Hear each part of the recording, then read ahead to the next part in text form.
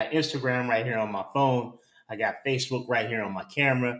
I'm going to deliver a quick and dirty live session for you. Good Monday morning to you. As Eric Thomas ET would say, thank God it's Monday. You live to see another one. My name is Ren Jones. I'm a certified personal trainer, certified corrective exercise specialist, certified nutrition coach level 1 and 2 through Precision Nutrition. And I have three certifications as a menopause informed wellness coach, fitness and nutrition, et cetera, et cetera. And one last certification through Girls Gone Strong as a women's coaching specialist. I serve moms over 30 primarily. A few of my clients are not moms. You don't have to be a mom, but I want to give you this quick and dirty live broadcast because I want to talk to you ladies today and any gentlemen that are watching. I want to talk to you about something called the minimum effective dose for exercise. This may be a foreign concept to a lot of you out there who like to go hard in that gym. I love that you go hard. This is going to seem maybe counterintuitive to some of you out there. And as always, when I start these live broadcasts, let me just say this. If what you're doing is knocking your socks off, you're getting the very best results of your life, absolutely disregard everything here that I'm saying that is not in line with the amazing results you're already getting. But if that is not the case for you, then what I'm about to tell you, I didn't know if I want to say teach or tell. And what I'm about to teach you, Facebook, what I'm about to tell you, Instagram, maybe something that revolutionizes your workout. And again, it's about the minimum effective dose. We usually use the term minimum effective dose in regards to medicine, right? Pharmaceuticals, the aspirin in your medicine cabinet, and it's very much the same thing. The concept is if you have a headache and 200 milligrams of ibuprofen will cure the headache, why would you take 800 milligrams of ibuprofen, right? Over time, the medication that you're using to treat the problem is going to become a problem itself because you're overdosing on it. You're using too much of it. That's very much the same way we look at minimum effective dose. I first came by this concept through reading an article from the head woman in charge over at Girls Gone Strong, my good friend Molly Galbraith. Shout out to you, Molly. Thanks for all you do. And I've been working it into my programs for clients ever since. Now, one of the things that's almost always guaranteed to happen for me as a coach who's been working with women exclusively for about 10 years now, one of the things that's always guaranteed to happen is when I give my new client a workout, they'll say, "Is that it? I thought there'd be more. Is this going to be enough? Will this work? I think I need to add something to it." And I'll politely ask, "What would you add and why?" Right? And they'll say, "I don't know. I just feel like I need to work out more and work out harder to get better results." And again, I ask, what makes you say that?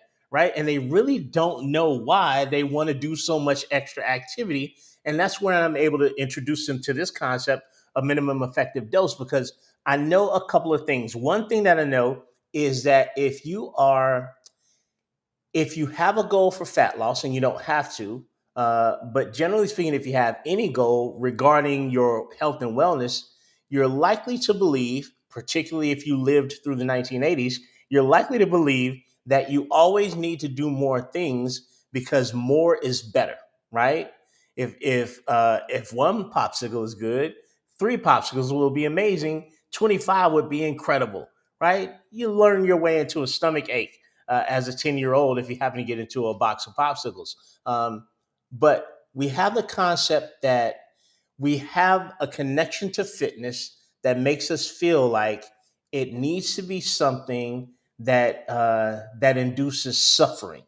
Without the suffering in our wellness, there's no way that it can yield results because exercise is supposed to be hard, right? That's what we think. It's supposed to be an act of suffering. That's what we think. We're supposed to suffer more than the next person beside us. That's what we think.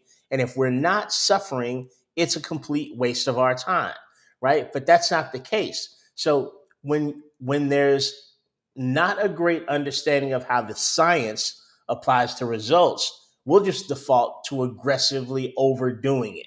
Because if I aggressively overdo it, that's got to work. It must work. And essentially what happens is you go supernova, ladies, right? You start off going crazy with exercise. You feel like, man, I'm killing it because it hurts so bad, because I'm sweating so much, because there's so much activity. And then about 45 days later, you fall off the wagon. So, here's my top fingers don't work. This one. Here's my top three reasons for making a case for minimum effective dose. Number one, it's going to declutter your workout, right? Now, ladies, you may have a protocol that you love. Again, I'm not trying to talk you out of anything that you love. But number one is your exercise routine, if unguided, if you don't have a lot of great experience putting a routine together, it's probably cluttered. You may go into the gym and do a bodybuilder style workout, right? You're in there for an hour and a half, 2 hours. It works great for bodybuilders who probably, particularly in the case of male bodybuilders, who probably have some pharmaceutical aid in what they're doing. The bro split, right? Working biceps and back and chest and shoulders, et cetera, et cetera. That's great. However, I think sometimes what we don't understand is you don't need all of those exercises to get at the body parts. I had with a client of mine who asked for specifically, can she have some arm training workouts? And I'm all for that, but she's a busy mom in midlife. She doesn't have a lot of time. And I told her that if we can work bigger muscle groups, you'll get more bang for your buck in a shorter amount of time. Because every time that you push away from yourself, you also work your triceps and you work your shoulders. Every time you pull something towards yourself, you're working your back, but you're also working your biceps and the posterior chain of your back. Every time you squat and hinge, you're pretty much covering all of the legs. You don't need to do biceps and abs for 20 minutes before you get started, and then do like 40 minutes of a group class, and then do 30 minutes on a spin cycle. It's too much. And in an effort to declutter your workout, you can fall back on the minimum effective dose, where you do a push movement, a pull movement, an overhead push movement, an overhead pull movement, a squat, and a hinge. You knocked it all out of the park, ladies. And that should be like 30, 45 minutes. So the minimum effective dose, or recognizing that there's such a thing, it lets you declutter your workout. If you love to be in the gym for 2 hours, awesome. If you have other things that you want to do, the minimum effective dose will allow you to get all the great results that you want from your training, whatever the word means to you, whatever results mean to you, you'll be able to do that. But it'll also allow you to have a life outside of the gym, because gym is not life, contrary to the popular memes out there. Gym is preparing you to enjoy life. Life is life, and gym isn't. So, number one reason for advocating for the minimum effective dose is it will declutter all the excess in your workout. There's some things in there that are probably not as necessary as you think in terms of getting the result that you want. Second reason is adequate recovery. One thing that I think we're beginning to understand better generally as a population is that your body isn't made whatever made means to you. Everybody's not here to lose body fat or lose weight. Some people are here to get stronger. Some people want to get faster. Some people want more muscle. But whatever that end version of the body is that you want, it's not made in the gym. It's ordered in the gym. Every time you sit down to do an exercise, you're placing an order for your body to ship you something later. It's going to ship you more speed. It's going to ship you more muscle. It's going to ship you a reduced amount of body fat. You're placing the order in the gym. You receive the order when you're not in the gym through recovery, right? And recovery is oftentimes neglected for activity. So it's literally like you're just sitting there ordering stuff all day, and you never have it shipped, right? So when you're doing a lot of exercise in the gym, a couple of things that are very noticeable to happen, particularly for women, is number one, you may find that your appetite is through the roof, right? You are completely ravenous. This is another great article from Girls Gone Strong, out training a good diet, right? Because we know that women have a specifically aggressive response to burning a lot of calories in one session. And there's a book called The Secret Life of Fat, and in that book, the doctor references a study at the University of Massachusetts Amherst, where they put men and women into this rigorous 1.5 hour session, and women burn more fat during the session. After the session, women had a 33% higher rate of hunger. So, ladies, because body fat is important to procreation, your body doesn't want to let go of it that easily. Your evolution doesn't want you lean, unfortunately. Evolution wants you in a state that you can procreate, make more humans, right? And you've been tasked with that super important job. Body fat's a big part of allowing that to happen. So you can drive up your hunger. But the other thing is, you can work out so hard that your recovery becomes more and more difficult. Ever had that first workout with a trainer where they beat the crap out of you, right? And that day you couldn't sit down for 4 days? That's counterproductive, because you've taken all of the time that could be put into recovery, all of the time that could be put into non-exercise activity, you moving around generally, more of your total calorie expenditure, more of the calories you burn in the course of any given day are going to come from your non-exercise activity, pacing when you're on the phone, taking the steps instead of the elevator, et cetera, et cetera. When your butt hurts so bad that you can't sit on the toilet because you hit your goal of 1,000 squats this week, you're not going to be moving around very much. You're going to be extremely active in the gym and be extremely sedentary out of it, because you're always in a state of constant muscle soreness. Now, that's an extreme example. It doesn't happen to everybody, but it's something that you want to consider. So, when you're operating outside of the minimum effective dose of exercise, you are typically going to be minimizing your ability to recover, because you live sore, right? I don't want you to live sore. I want you to live recovered, because the recovery is where the body that you ordered in the gym, that's the address they're going to ship it to. They're going to ship it to recovery, right? So when you're sleeping, resting, also moving, normal human non-exercise activity, all of those times are the times when you're going to build a body. So operating outside the minimum effective dose of exercise is going to put a wet blanket over some great recovery that you could be getting, because you're just working so much all the time. You don't need 8 or 9 hours, 8 to 12 hours of strength training or exercise in the gym in the course of a week. It's overkill. You're over salting the food, and nobody's enjoying it. So that's the second reason why I advise against the minimum effective advise against spending so much time in your workout. It's just not very smart to do to your body. And if you're a midlife woman and you're going through the fluctuation of estrogen, from perimenopause to menopause to post, it's even worse. It's even a worse transition. So the third reason why we sort of advise against the maximum dose of exercise at all times is, I mean, don't you have other stuff to do, right? Your time constraints are so significant at this stage in your life.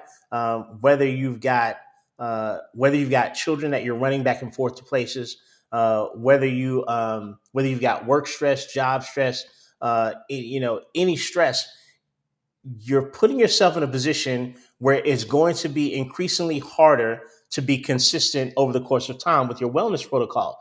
The minimum effective dose of exercise would allow so many of you to be so much more consistent over a longer period of time. One of the number one ways that you're going to see phenomenal success is by continuing to do the thing over a longer period of time. I'm glad it's helpful. Over a longer period of time, right? A longer period of time. So if you had to trade 2 hour workouts daily for the next month and a half versus 20-minute workouts daily for the next 20 years, guess who's going to have the more successful 60s, 70s, and 80s, right? You've got to really start making decisions for our future self, right? Would your si- would your 70-year-old self rather you do 2 hour workouts over the next month and a half? You will have forgotten about that by the time you're 70, unless you're already 70. And if you are, I hope you're working out in the gym too. Or would it be more thankful that from the time that you were 30 or 40, you worked out consistently week after week after week, doing shorter, less intense workouts, and now you have the benefit of increased and amazing bone density, right? Now you have the benefit of being protected against cardiovascular disease, the number one killer of women across the planet. Now you have the benefit of having muscle density, right? You didn't lose all your muscle. You didn't become feeble through your 50s and 60s like so many people, not specifically women, but since that's my audience, like so many women do. You know, mama and big mama and abuela need help getting off the toilet or into the bathtub. You won't have those issues. So, above all things, what I'm thinking about when I'm working with my clients, women over 30 typically, um, I'm thinking, can she sustain this after I disappear? Excuse me, after we're no longer working together? What's the chance of this thing that I've taught my client? What's the chance of it continuing? Or was I just beating the crap out of her and yelling at her, 3 times a week and making her do it and trying to shame her in front of people when she didn't show up? Because if that's what I was doing, as soon as I disappear, all of that's out of the window. So how consistent can we be utilizing the minimum effective dose?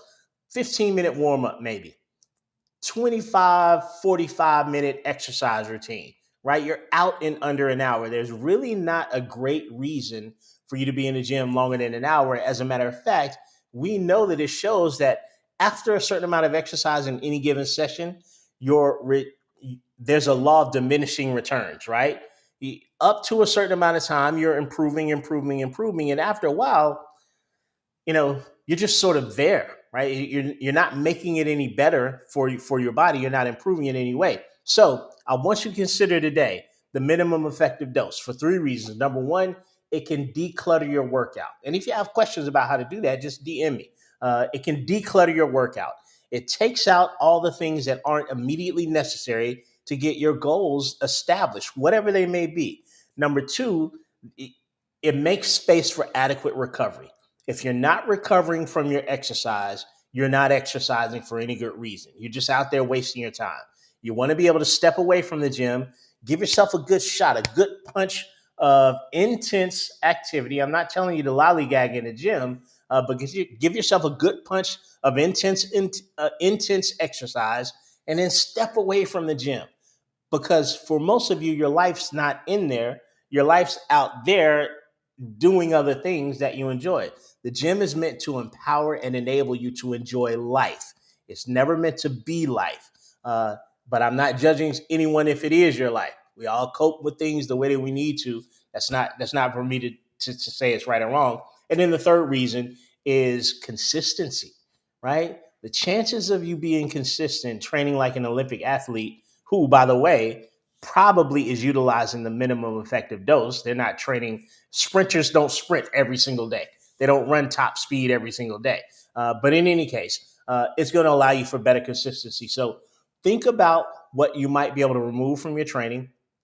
Think about how you can better partner with your body for recovery. And think about how you can be more consistent by doing maybe a little bit less, but definitely for a much longer period of your life. That's the minimum effective dose. Thanks for hanging out with me this morning. I hope you guys have a great week. Thanks for being here. You're welcome. Thanks for being here and sharing a live broadcast with me this Monday morning. I'm going to have some snacks. Instagram, till next time, let's keep it simple. And everybody else, Facebook, LinkedIn, YouTube. I'll see you guys next time.